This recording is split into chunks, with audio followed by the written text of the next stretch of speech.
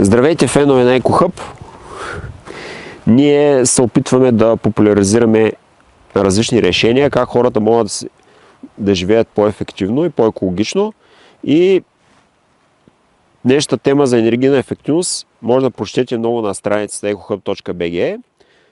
Там сме направили статия за всичко това, което говорихме днес. Включително има и видеа, които показват как се монтира тая вата в двата варианта, с когато се обитава тавана или когато тавана не е обитава. От всички мерки за енергийна ефективност на едно домакинство, най-голям ефект с най-голяма възвръщаемост са мерките, които са свързани с изолацията на тавана. Може би дори по-бързо се възвръщат и от смяната на дограма.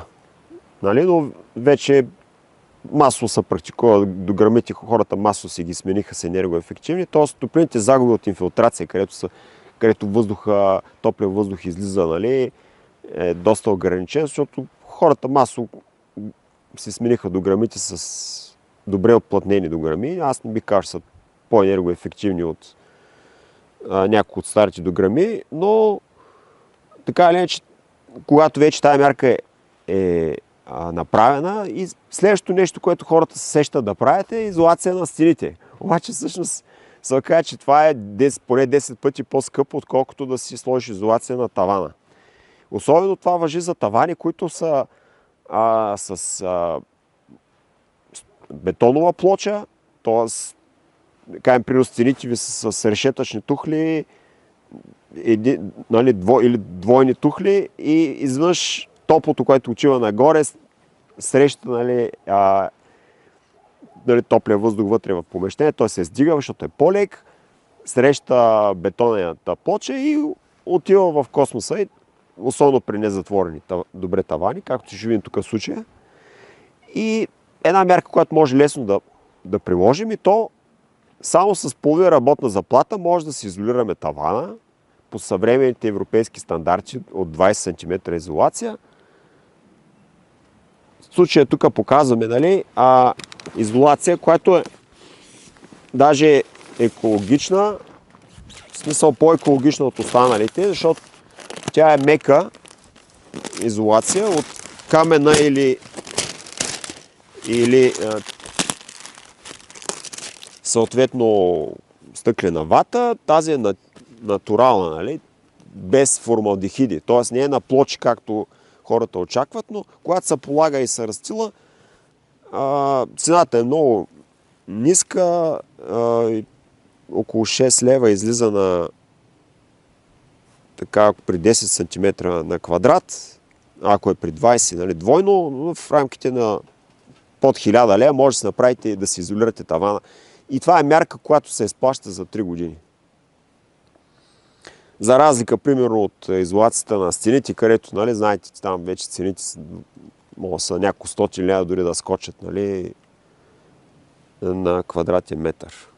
Сега тук мерим с инфрачервен термометър разликите и установихме, че има 3 градуса разлика между плочата, която в случая е с глина, нали, не е бетона, но представете си, ако има разлика между плочата и тук дървения материал около нея, 3 градуса, представете си, ако беше бетонова плоча, нали, тогава щеше да бъде още по-топлото, щеше да бъде още по-лесно да топлодава плочата и съответно, нали, температурната разлика дори щеше да бъде по-голяма. Нали, примерно имаме 11 градуса тук и 8 и нещо тук. Така че се надяваме сега с изолацията, нали, вече трябва да се изравнят външна температура с повърхността на изолацията. Нали, вече 8,4 градуса, докато тук е 11. Тоест веднага вече като са растели, веднага се вижда как изолационният слой си върши работата и изолира, нали, топлата плоча, да не губи топлината нагоре. И сега съответно тук кръстосано се слага, това е 5 см един слой, 10, нали, кръстосано, за да могат да няма такива термомостове, нали. Съответно, вече имаме общо 20 см изолация.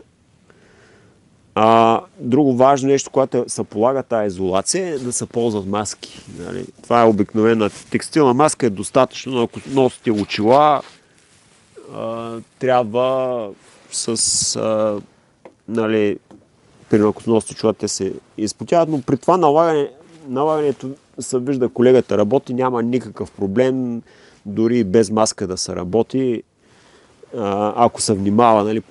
Проблема е, когато примерно се прави на таван, има разпрашване, но в случая е доста чисто е самото полагане, безопасно е. Тази стъклена вата, за разлика от старата стъклена вата, която беше с накъсани и с плътни, нали, структурата е много с остри елементи и се забиваше в дробовете. Тази е с много тънки нишки, микронни, разтеглени, като по-тънки са откосами. Дори когато попада в дробовете, понеже много е микронна е структурата, много е финна, предизвиква единствено раздразнение. Изследване дългосрочни върху работници, които работят с такава вата, показва, че е безопасна и безвредна за здравето дългосрочно. Тук виждаме изолираната и неизолираната част. Нали? Голям контраст. Ето вляво е изолираната част и тук, където е неизолираната, разликите са топлата част е, значи където е студено е 2 градуса, а 10 градуса някъде топлинните загуби, 10-11 градуса, тук където в по-ярко топли цветове. Ето тук е най-топлата част. Ето тук виждате, че е най-топлата част. Тук е малко по-студено. Тук, нали, но ето там вляво се вижда къде вече сме изолирали. Ето тук има някакъв малък пропуск и веднага светва. И така могат да се видят наистина къде са основно термомостоите. Там в кишето също виждаме, тук примерно където не е добре са покрили слоевете, също има малки. Ето сега при полагането веднага се вижда, нали, как още веднага при покриването топлинните загуби на покритата част намаляват. Това е кара таван и въпреки, че, нали, по-добре е изолира по-добре отколкото бетонните плочи, пак виждаме, че има доста, нали, температурни разлики и си има загуби, 10 градуса, значи разлика между плочата и околното пространство. Голяма част от топлинните загуби са през тавана и този тип конструкции, които срещат в България, наистина, стените са сравнително добре, има традиции, нали, да се строи с решетъчни тухли. Ето тук тая стара къща, но тя е с скрити паянчи, въпреки че изглежда тухлена, не е еднослойна, а двуслойна. И стените сравнително добре се държат като изолационни качества на фона на тавана. Нали? Не казваме, че нямат нужда от изолация, но на първо време, нали, изолацията на тавана е по-важна. И искам тук да покажем и други мерки, които за енергийна ефективност собственика е предприел. Примерно той е намалил размера на прозорците, когато ги е подменял, защото тук е предназначението, примерно, на помещението е било за дюкян и те са имали съответно планиране. Тук са имали дървена врата и топлинните загуби от инфилтрация са били много големи. Помещението не е можело да се отоплява добре, въпреки че вътре има камина. Така че това, което са направили, е добро решение от гледна точка на намаляване на елементи с топлинни загуби, които правят термомостове. Тук, за да няма термомост, се слага изолация и прочее. Това са мерки за енергийна достатъчност. Енергийната достатъчност е най-важната мярка. Тя е начинът, който да намалим потреблението преди да тръгнем да правим мерки за изолация. В смисъл, може да приложим изолацията само върху някаква част от помещението или примерно зимата вместо да обитаваме всички помещения, да ги топлим цялата къща, нали? Това, което е в съвременната концепция в Европа, нали, за пасивна къща са или скъпо струващи изолации, които опаковат цялата къща като термос, с принудена вентилация, с рекооперация, нали, излизащия въздух да топли влизащия. Нали, като концепция е много хубаво, като замисъл, но практиката показва, че стойността на такива мерки са доста големи, когато се реновира стара къща и примерно на вас, да кажем, са ви нужни някакви 100 000, които са еквивалента на отоплението ви за 30 години, примерно. Нали? И отделно, че има много скъпо струващи с подмяната на самите филтри на рекуперираща система. Така че може би за българските условия, икономически и въобще и климатични, за тия стари къщи по-добър варианта с по-разумни решения от гледна точка на инвестиция и от гледна точка на това, което е нужно, нали, за едно домакинство. Примерно, абсурдно е, двама души живеят в къщата и се отопляват и 10 стаи или примерно 5 стаи. Това няма смисъл. Да, тук се вижда от термалните изображения цялата сграда, къде има загуби и най-много вижда се тук комина, който е външен. Тук той е 50 градуса при минусови външни температури. Вижда се също и загубите през прозорците. Нали? Рамките, най-вече рамките, т.е. прозорците и термомостовите също. Където има бетонни трегери, те светват, въпреки че имат двуслойна структура. И примерно горният прозорец отгоре не е добре затворен. Това се вижда още на снимката. Сега друго нещо, което трябва да е важно, нали? Не е само за тавана и за стените особено, са така наречените термомостове. Тук това е пример за термомост. Това е трегер, който, нали, е сложен и той е бетон отвътре и отвън и понеже бетона има висока топлопроводимост спрямо тухлата и комбиниран зид, тук даже сигурно и с термометъра би се видяло, че топлото излиза тук по-интензивно. И затова се нарича термомост. И добре термомостове да се изолират. Нали? Тук, примерно, между рамката и стената има пяна, нали? Която е изолатор. И тук е хубаво да се облече наистина с изолация. Вече говорихме за важността и приоритета на покривната изолация, обаче има случаи, когато трябва да се направи изолация на стените, което е подходящо и целесообразно и икономически рентабилно. Примерно това е случая за една конструкция, където имаме еднослойна стена от кирпич, стара къща, където мазилката е почнала да пада. Виждате, тук има фуги, то си е много топлинни мостове през гради и прочее. Тънката стена изисква да се направи и изолация на стените и тук сега ще покажем различни методи как става това. Сега ще кажем как правилно трябва да се прави изолация на стени, а не както често, нали, се чува с тия полиестирени и други полиестерни запечатващи изолации, които често водят до мухъл и влошаване на здравословните условия вътре в помещението. Значи, тук виждаме вентилирана фасада с ламперия. Използвали сме абсолютно същия материал, същата минерална вата, екологична. Тя е по-лека, по-евтина. Разбира се, по правило между гради, вертикално разположено отстояние с ширината на изолацията, се полага специални такива с по-висока плътност изолации от минерална вата. Обаче в случая ние сме използвали точно по-евтиния и по-екологичния вариант, като отгоре сме положили обшивка боядисана с екологични бои. Недостатъкът е, че всъщност през няколко години трябва, нали, да се обновява боята на фасадата. От другата страна ще покажем как това може да стане с една древна японска технология, която и в България се практикува с обгаряне. Но важното също е всъщност, че ламперията позволява на изолацията да диша, т.е. няма натрупване на кондензни пари в нея и между нея и стената, и по този начин, нали, не се компрометира и самата конструкция.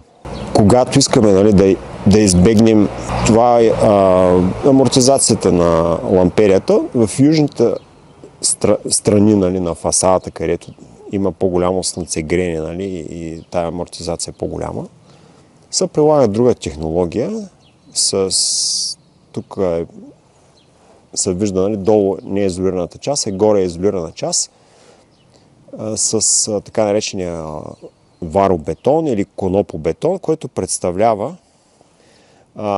материал композитен, нали, с смесване на най-просто вар и някакъв изолационен материал. Дървени частици ли са, или примерно коноп, който е смлян.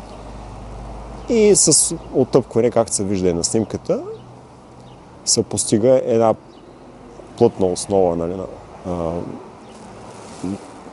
с не толкова добри изолационни качества, но все пак изолационни качества, както се вижда на термоснимката. После ще покажем и двете страни, изолираната и неизолираната. Но в случая се вижда и на термоснимката, че има ефект от тази мярка и вече съответно може върху тая основа, нали, да се положи варова мазилка, което по принцип е проблем при екостроителството, когато върху глинена основа се слага варова мазилка. Тя, както се вижда и на кадъра, пада с времето, докато тук вече няколко години, след като е сложена и шпакловка, нали, няма никакъв проблем. Сега в случая тук виждаме от ляво неизолирана стена и отдясно с изолацията. Даже тук между границата сме, между двете гради, за да избегнем термоста, сме натъпкали или вълна, или минерална вата. Като се вижда и от термоснимките, даже се виждат градите, виждате в ляво паянтата, която е като своеобразен термомост, излиза и на термоснимката. В случая се вижда много ясно, че изолацията върши работата си. Виждаме, че отдясно, нали, изолираната фасада се представя по-добре, отколкото неизолираната единична стена.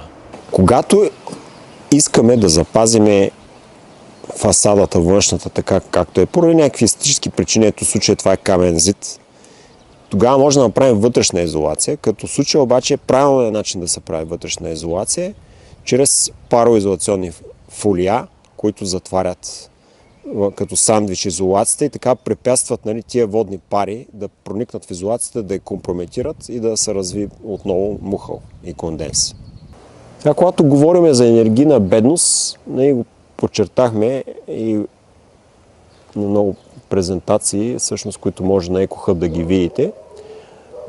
Един от факторите и признаците е, че неизолираните комини, и тук се виждаше и при предната сграда, то е неизолиран комин от обикновени тела, такива, които не са предназначени за коминни тела, а се използват, много често хората използват тела за въздуховоди и, както се вижда и на термовизионната снимка, целият комин свети с 2 пъти по-висока температура, т.е. освен че има много загуби, образуват се конденс и в случая тая сграда, след като бяхме положили изолацията, този комин, понеже собственика, нали, използва и влажна дървесина, се е получил пожар, запалване. Тук в случая при тая сграда виждаме два други типа конструкция. Един е вътрешен комин, който е отдясно с плътни тухли, традиционно, много здрав, но т.е. комин също се е бил запалал.